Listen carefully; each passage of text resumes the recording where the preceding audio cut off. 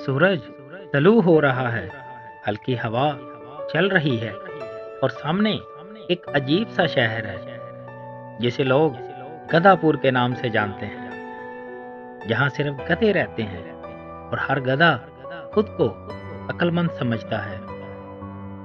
शहर के बीचों बीच एक चमकता हुआ महल है जहाँ सफेद गधा, जो बादशाह है सब गधों का, फखर से अपने तख्त पर बैठा है। बादशाह जोर से कहता है, गधापुर दुनिया का सबसे अक्लमंद शहर है। हम मेहनती भी हैं और ज़हीन भी। ये सुनकर सब गधे खुश होकर चिल्लाने लगते हैं। दूर जंगल से एक चालाक लोमड़ी आ रही है, चेहरे पर मुस्कुराहट, दुम हल्की हल्की हिल रही है और वो कहती है, चलो देखते हैं इन गधों की अकल कहाँ तक है। लोमड़ी शहर के दरवाजे पर आती है। दो गधे जो सिपाही हैं वो पूछते हैं, तुम कौन हो? यहाँ गधों के अलावा कोई नहीं आ सकता।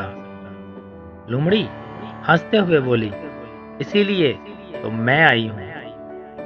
लोमड़ी महल में दाखिल होती है।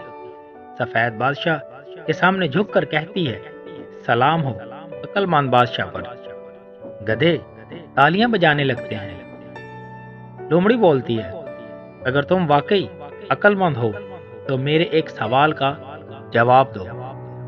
बादशाह हंसता है और कहता है, पूछो, हम गधे सब जानते हैं। लोमड़ी ने कहा, क्या चीज है जो जितनी ज्यादा हो जाए उतना कम दिखाई देती है? पूरे दरबार में खामोशी छा गई। एक गधा बोला, वो तो घास है। दूसरा बोला, नहीं वो पानी है। तीसरा बोला, शायद बादशाह का दिमाग है। पूरा हाल हंसने लगा। बादशाह शर्मिंदा होकर कहता है, शोर बंद करो। लोमड़ी मुस्कुरा कर बोलती है, इसका सही जवाब है अंधेरा। सब गधे हैरान रह जाते हैं।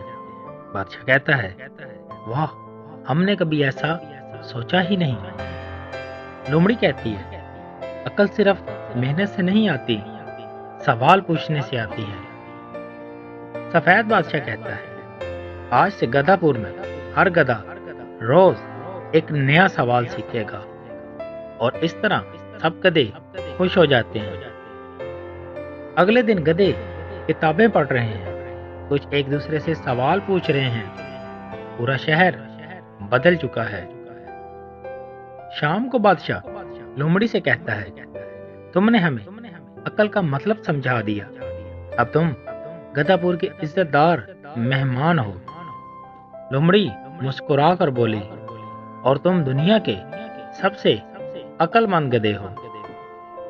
इस कहानी से हमें क्या सीख मिलती है कि मेहनत अच्छी बात है, मगर अकल सबसे बेहतर है। दोस्तों, अगर आपको हमारी ये कहानी अच्छी लगी हो तो हमारे चैनल को लाजमी सब्सक्राइब कीजिएगा।